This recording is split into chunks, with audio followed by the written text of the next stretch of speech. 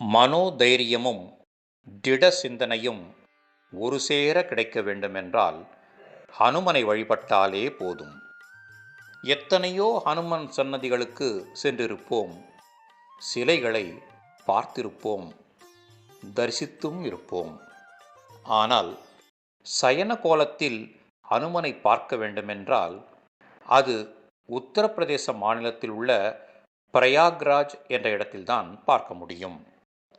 திரிவேணி சங்கமம் கங்கைக்கரையில் அமைந்திருக்கும் இந்த திருக்கோவிலில் 20 அடி உயர பிரம்மாண்ட சயன கோலத்தில் இருக்கும் ஹனுமனை கண்குளிர தரிசிக்கலாம்.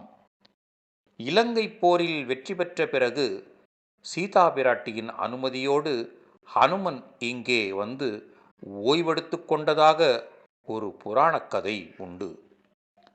கங்கை கரை புரண்டு ஓடும்போது ஹனுமனின் பாதத்தையும் சில நேரங்களில் தொட்டுச் செல்லும். சில நேரங்களில் ஹனுமன் சிலையையும் மூழ்கடிக்கும்.